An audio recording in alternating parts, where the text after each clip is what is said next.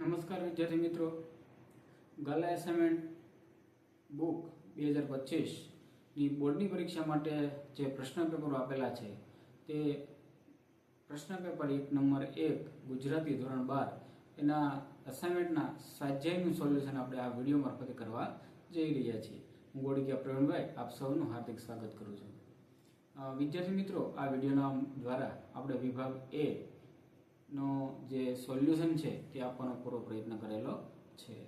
તો જોઈએ વિભાગ એના આ જે પેપર છે એનો વિડીયો. એમાં સૌથી પહેલાં છે પ્રશ્ન પેપર છે તમારી સામે રહેલું જ છે, એટલે હું માત્ર તમને અહીંયા એનું સોલ્યુશન એટલે કે એના જવાબ જ છે એ આપવાનો પૂરો પ્રયત્ન કરીશ. વિભાગ એની અંદર પદ્ય વિભાગ છે તો પહેલાની અંદર આવે છે બ એટલે કે ધોળા, બીજાની અંદર આવે છે પતિને, ત્રીજો જવાબ છે પ્રશ્નનો જવાબ છે શ્યામ રંગની, ચોથો છે બા એકલા જીવે, આ કાવ્યના કવિનું નામ મુકેશ જોશી છે. પાંચમા પ્રશ્નનો જવાબ છે જુઓ કાવ્યનો સાહિત્ય પ્રકાર ગઝલ છે.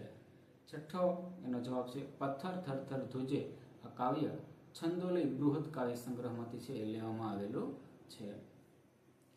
ત્યારબાદ છે સાતમો પ્રશ્ન છે એ આપણે જોઈએ. હવે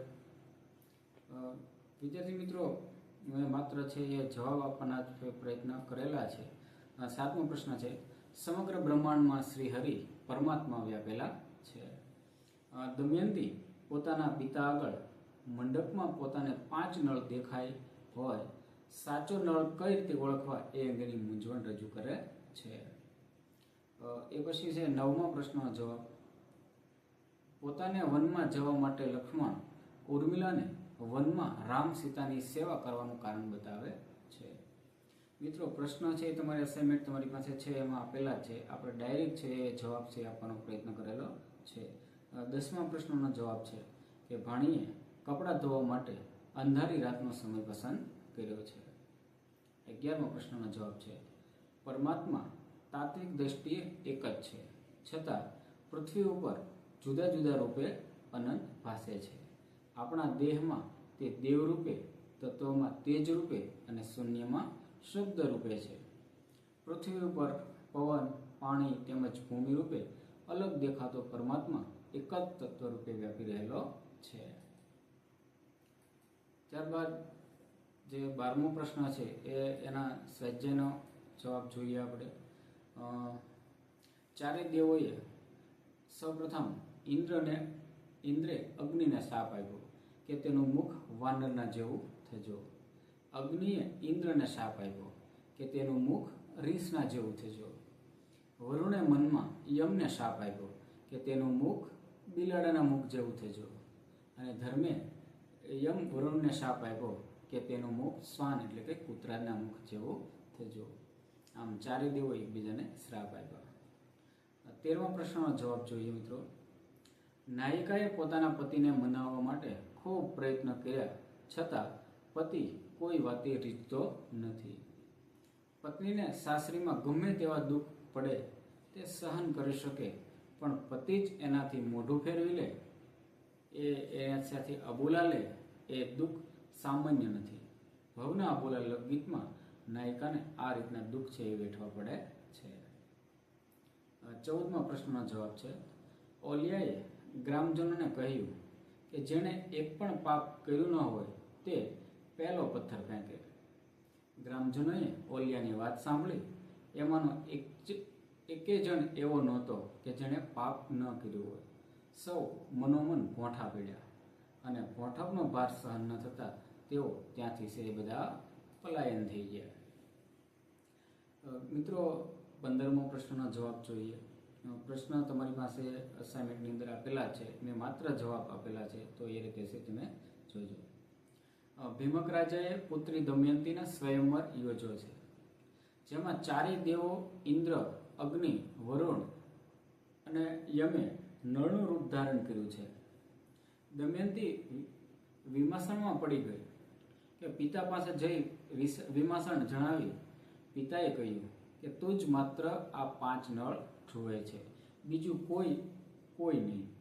જે દેવ હશે તેની આંખ પલકારો નહીં કરે તેના વસ્ત્રો વિરજ સ્વચ્છ હશે અને ત્યાં તેઓ અંતરિક્ષમાં ઊભા હશે. દમયંતી પિતાની સૂચના પ્રમાણે આશા સાથે ફરી મંડપમાં પ્રવેશી. પ્રેમાનંદે દમયંતીના સૌંદર્યની લાલચા ધરાવતા દેવોને અતિ પામર પશુવત વ્યવહાર કરતા દર્શાવ્યા છે. અહીં દેવોના પારસ્પરિક છળ કપટને અદ્ભુત રીતે નિરૂપીને કવિએ શ્રોતાઓનું જબરું મનોરંજન કર્યું છે. ઇન્દ્રના શાપથી અગ્નિ વાનરમુખા થયા, અગ્નિના શાપથી ઇન્દ્ર રીસમુવા, વરુણના શાપથી યમરાજા માંજરમુખા અને ધર્મના શાપથી વરુણ શાનમુખા થયા. આ તો સરસ મજાના 4 વર થયા. ઇન્દ્રને થયું કે આપણે તો આ ખોટો વેશ લીધો. યમે કહ્યું કે શા માટે તમે લોકો હાંસીને પાત્ર થાવ છો? અંતે સૌએ એકબીજાના શાપ ફોંક કર્યા. ફરી દમયંતીને 5 નળ દેખાયા. તેણે સૌને પિતાનું નામ પૂછ્યું તો કહે વીરસિંહ પાંચેયના બાપ. હવે શું કરવું? આ જોઈ તેની દાસી હસી. તેની વિમાસણ દૂર કરવા તેની સખીએ સૂચવ્યું, અરે આ કપટી નળને છોડ, હું તને અનેક ગુણિયલ રાજાના નામ ગણાવું.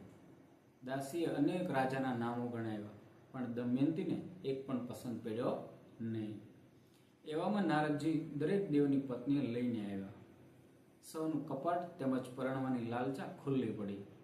દમયંતીએ તેમને વિનંતી કરી, અમે તમારી ઉપાસના ભક્તિ કરીએ છીએ.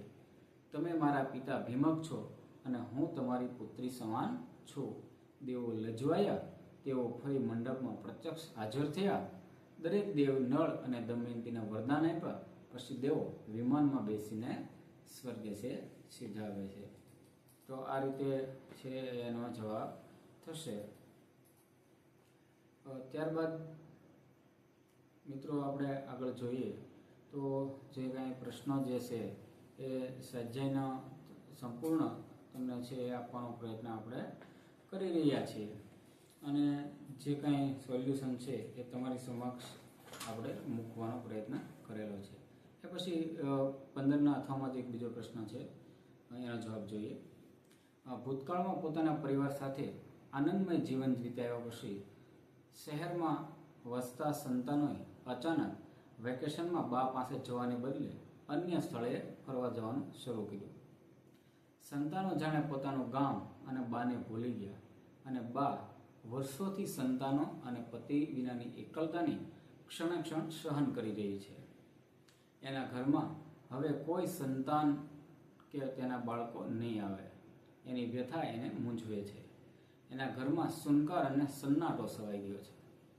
બાએ સૌના સપના સાકાર કર્યા, પણ આજે બાના સપના કોઈ સાકાર કરતો નથી.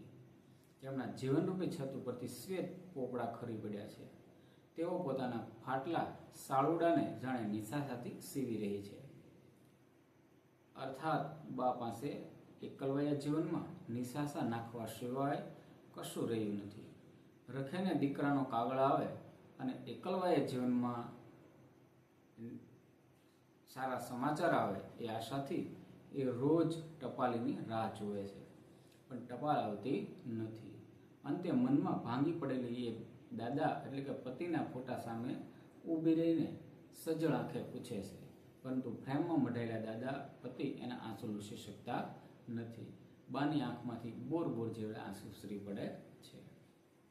તો આ રીતે વિદ્યાર્થી મિત્રો આપણે ધોરણ 12નું આ વિભાગ A એના સોલ્યુશન આપવાનો છે પ્રયત્ન કરેલો છે. જો તમને વિડીયો સારો લાગે તો ચેનલને લાઇક, શેર અને સબસ્ક્રાઈબ કરો અને આવા જ વિડીયો જોવા માટે છે એ જોડાયેલા રહો.